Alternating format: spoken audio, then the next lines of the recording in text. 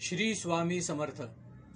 मी समीर जोशी, ज्योतिष आणि रहस्यामध्ये आपल्या सर्वांचं पुन्हा एकदा स्वागत करतो.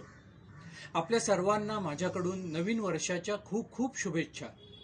आजच्या व्हिडिओमध्ये आपण 2026 हे वर्ष वृषभ राशीच्या जातकांसाठी कसं असेल हे रमलशास्त्राच्या दृष्टीने बघणार आहोत.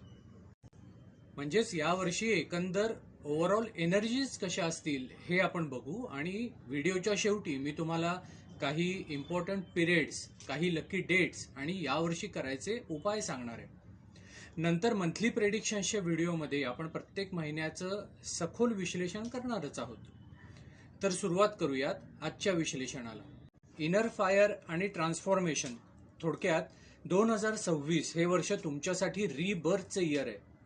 तुमचे विचार, तुमचा ॲटिट्यूड आणि तुमचा ॲप्रोच पूर्णपणे बदलणार आहे. तुमचा कॉन्फिडन्सही वाढेल, परंतु अँगर आणि ओव्हर थिंकिंग यावर कंट्रोल करणं आवश्यक आहे. फायनान्सच्या बाबतीत काही फ्लक्च्युएशन्स दिसून येत आहेत, म्हणजे अनएक्सपेक्टेडली काही खर्च वाढलेले दिसतील. काही रिलेशन्स, काही नाती जी पैशांसाठी जोडली गेली होती ती आता या काळात दूर जाताना दिसतील. Be careful with your speech and your family matters. या काळात तुम्हाला खूप बोल्ड डिसिजन्स घ्यावेसे वाटतील. एकंदर एक ॲक्शन पॅक्ड इयर म्हणता येईल, जे नॉर्मली वृषभ राशीच्या लोकांबाबत घडत नाही. घरगुती वातावरण बघितलं तर थोडंसं टेन्शन दिसतंय.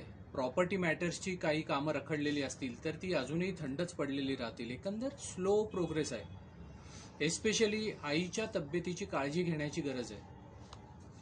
लव्ह लाईफमध्ये मात्र एक प्रचंड इंटेन्सिटी दिसणार आहे. म्हणजे गुड आणि चॅलेंजिंग अशा दोन्ही प्रकारच्या एनर्जीज इथे दिसत आहेत. थोडक्यात स्ट्रॉंग अटॅचमेंट आणि डिटॅचमेंट अशा दोन्ही टोकाच्या एनर्जीज इथे आहेत.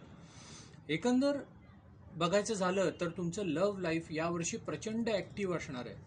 पॉझिटिव्हली असेल और निगेटिव्हली असेल, परंतु ॲक्टिव्ह जरूर असणार आहे. एकंदर दैनंदिन कामामध्ये स्टॅबिलिटी दिसून येते. हेल्थ चांगली राहणार आहे. रोग ऋण शत्रूंपासून काहीही धोका यावर्षी तरी दिसत नाहीये. मॅरिड लाईफची एनर्जी बघितली ना तर इथे एखाद्या बाहेरच्या व्यक्तीचा डोकावण्याचा संभव दिसतोय. एखादी न्यू एनर्जी इन्व्हॉल्व्ह झालेली दिसते. त्याच्यामुळे मिसअंडरस्टँडिंग्स वाढतील आणि त्यामुळे अगोदरच सावध राहा. It is easily manageable and solvable. तिराहित व्यक्तीला तुमच्या रिलेशनमध्ये इन्व्हॉल्व्ह व्हायला देऊच नका. That's it. यावर्षी एक मोठा कार्मिक रिलीज होणार आहे. त्यामुळे तुमचे सगळे जे पास्ट पॅटर्न्स असतील ना ते आपोआप तुटून पडतील. आता जुने काही इश्यूज खूप रखडलेले तुमच्या आयुष्यातले असतील ते हळूहळू दूर होणार आहेत. कार्मिक क्लिन्झिंग सुरू झाल्याने तुमची ओल्ड इमोशनल बॅगेजेस जे जे काही असतील ना ते सर्व रिलीज होत आहेत. लक फॅक्टर मात्र थोडासा कमजोर आहे. त्यामुळे कुठलेही मोठे रिस्की डिसिजन्स घेणं शक्यतो या काळामध्ये अवॉइड करा. तुमच्या प्रोफेशनसाठी मात्र एक एक्सलंट इयर दिसतंय. सर्व काही प्राप्त होणार आहे. म्हणजे मान सन्मान, प्रतिष्ठा, रिप्युटेशन, प्रमोशन, फेम, न्यू अचिव्हमेंट्स ज्याची तुम्ही इतक्या दिवसापासून वाट पाहताय ते सर्व काही तुम्हाला यावर्षी मिळणार आहे. आणि त्यामुळे अर्थातच तुमच्या इन्कममध्येही वाढ होईल. आता 2026 मधले काही इम्पॉर्टंट पिरियड्स आपण बघूयात. पहिला पिरियड आहे 18 ते 21 एप्रिल. पुढचा आहे 7 ते 11 जुलै आणि 23 ते 26 ऑक्टोबर. तर कुठलेही मोठे डिसिजन्स घ्यायचे असतील, काही नवीन कॉन्ट्रॅक्ट्स तुम्हाला साईन करायचे असतील, काही मनी मुवमेंट असेल किंवा पब्लिक रिकग्निशनचा काही कार्य तुम्हाला करायचं असेल तर ते ह्या पिरियडमध्ये करणं अत्यंत लाभदायक ठरेल. आता काही रिमेडीज आपण बघूयात. रोज सकाळी 7 मिनिटं डीप ब्रिदिंगचा एक्सरसाइज करा, म्हणजेच दीर्घ श्वासाचा.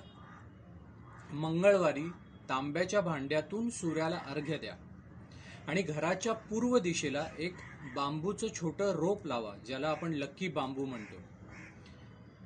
एकंदर हे सर्व विश्लेषण समराईज करायचं झालं तर करिअरसाठी अत्यंत उत्तम काळ आहे.